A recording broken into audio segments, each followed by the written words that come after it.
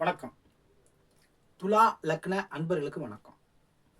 துலா ராசியாக இருந்தால் பொருந்தும், துலா லக்னமாக பிறந்தோம், குரு சனி சேர்க்கையும் குரு வக்கரத்தை நிவர்த்தியும் வச்சு தான் இந்த ஜாதகம் பேசிகிட்டு இருக்கோம்.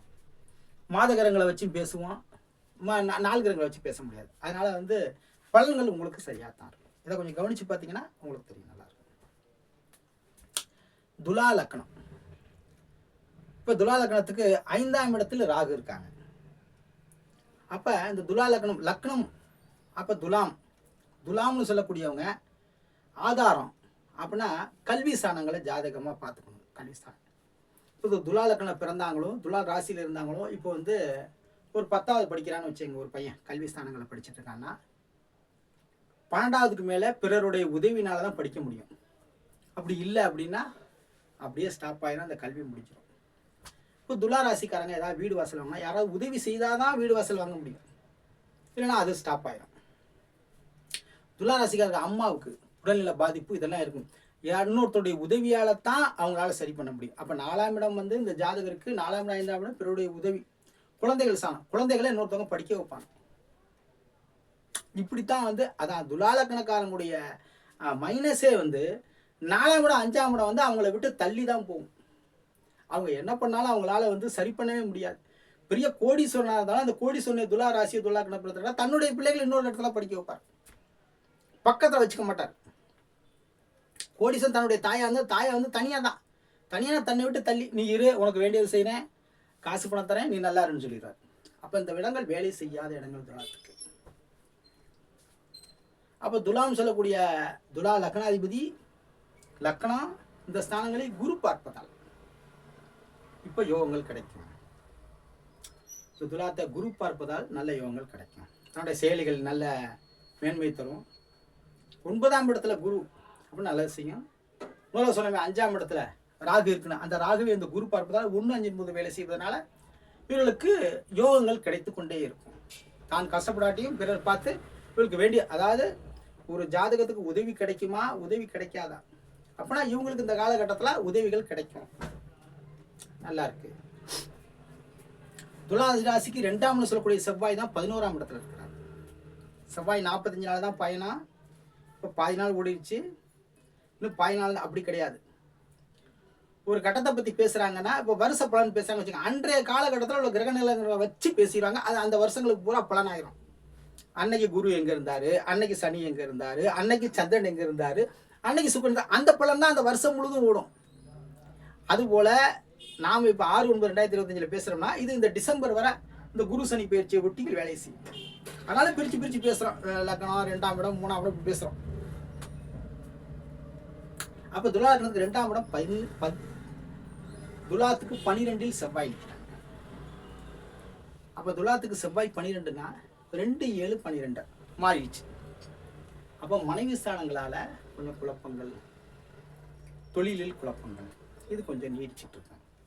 கொஞ்சம் வாக்குவாதங்கள் ஏற்படும். கொஞ்சம் ஜாக்கிரதையாக இருந்து கொள்ள வேண்டும். 3ஆம் இடம் துலாத்துக்கு 3ல் குரு, குருவுடைய பார்வை 3ஆம் இடத்துக்கு தான்.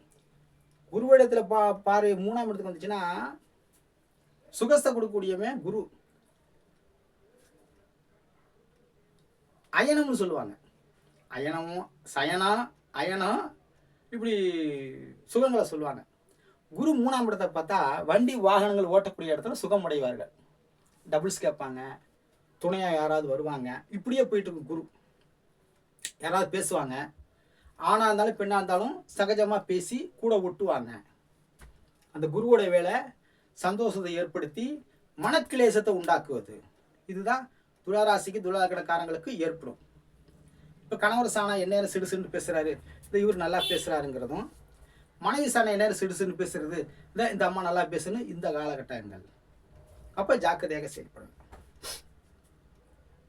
துலாத்துக்கு 4ஆம் இடம் சனி பகவான், 6ஆம் இடத்தில் மறைவு.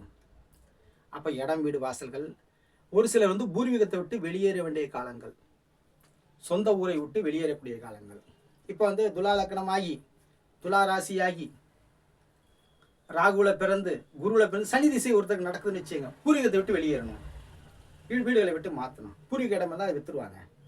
அப்போ பூர்வீகத்தை விட்டு வெளியேற வேண்டிய காலங்கள் இந்த திசை. இன்னும் திசை இருக்குது, புத்தி இருக்குது, அதில் போனால் இன்னும் டைம் ஒரு எடுத்துக்கிட்டாலே நீங்கள் பேச பேச பேச போய்கிட்டே இருக்கும். இப்போ நம்ம சிம்பிளாக இருக்கக்கூடிய நேரங்களுக்கு பேசிக்குவோம், அவ்வளோதான். அப்போ 5ஆம் இடம் சொல்லக்கூடியது 6ல் மறைவு. இப்போ குழந்தைகளுக்காக போராடணும், குழந்தை ஸ்தானங்கள் ஏற்படுத்தணும், இதெல்லாம் நல்ல நன்மையாக இருக்கும். சரி, 7ஆம் இடம் சொல்லக்கூடியது 7 கூடியும் 12 இருக்கிறதுனால துலா லக்ன ராசியில் யார் இருந்துட்டாலும் சரி 7ஆம் இடம் 12ஆம் இடமாக வேலையை செஞ்சுவிடும்.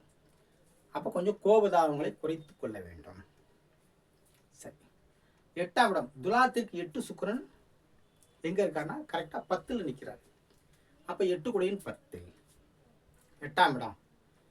அப்போ இந்த துலா ராசிக்கு துலா லக்னத்துக்கு முன்னாடி குரு 8ல் இருந்தது. அப்போ 8ல் குரு இருக்கும்போது ஒரு ஜாதகர் போய் கேட்டுருக்குறாங்க, ஒரு ஊரில் வந்து பிரபலியமான ஊர் தான் வச்சுக்கோங்க, உனக்கு மரண குரு வந்துருச்சு அப்படின்னு சொல்லி பயமுறுத்தி விட்டாங்க. திரும்பி அவளால் வண்டியை ஓட்ட முடியல. அது மாதிரிலாம் வந்து ஜோதிடர்கள் இருக்காங்க நாட்டுக்குள்ள. சரி, இன்னைக்கு நல்லா இருக்காரு, உனக்கு சீக்கிரம் ஆயில் முடிஞ்சு போச்சு செத்து போயிரியான்னு சொல்லி முடிச்சிட்டாங்க. இன்னைக்கு இருக்காரு, ஏன்னா அது அடுத்த விஷயம். நல்லா இருக்கு. அப்போ 8ஆம் இடத்துல போனதாட்டி குரு பயணம் பண்ணது கொஞ்சம் காசுகளை மறைச்சி வைக்கும், அவ்வளோதான். ஒரு சிரமம் எல்லாத்துக்கும், நல்லது கெட்டது எல்லாத்துக்கும் வரத்தான் செய்யும். அதுக்காக ஒரே நிரந்தரமாக நல்லது இருக்க போகிறதுல நிரந்தரமாக கெடுதல் இருக்க முடியாது. எந்த நேரத்தில் பயன்படுத்தணும், எந்த நேரத்தில் பயன்படுத்தக்கூடாது, எந்த நேரத்தில் இதுவே மூட நம்பிக்கையாக காலம் முழுக்க ஜோசியத்தை பார்த்துட்டு இருக்கக்கூடாது. இப்போ என்ன செய்யணும் என்ன செய்யக்கூடாது இந்த டாபிக் தான் வரணும். ரைட், போதும். அப்போ 9ஆம் இடத்துல குரு 9 குடையவன் 11. அப்போ அந்த லக்னத்துக்கு பாதக ஸ்தானங்களில் வீடு கொடுத்தவன் இருக்கிறார். அப்போ லக்னத்துக்கு 9லே குரு அப்படின்னா ராசிக்கு 9ல் குருனா இந்த ஜாதகரே ஊரை விட்டு ஊர் போக போகிறார். முதல்ல பூர்வீகத்தை விட்டு வெளியேற போகிறான்னு சொன்னோம். துலா ராசிக்காரரை இடம் விட்டு இடம் வெளியே போக போகிறாரு. அப்போ இடம் விட்டு இடம் வெளியே போகிறான்னா ஒருத்தரை நம்பி காசுகளை இழந்து இது மாதிரிலாம் சூழ்நிலைகள் இருக்கும். இதில் கொஞ்சம் ஜாக்கிரதை, அதாவது இப்படி ஏற்படணும்னு நான் சொல்லலை, இந்த மாதிரி இருக்குது, இதுக்கு தகுந்த மாதிரி சூழ்நிலை இருந்துச்சுன்னா அதை மாற்றிக்கங்க. நாம் அறிவை கொண்டு நம்ம பிரித்து பார்த்துக்கிட்டு நம்ம போய்க்கலாம், இதுக்காக பேசக்கூடியது. சரி, 10 குடையும் சந்திரன்.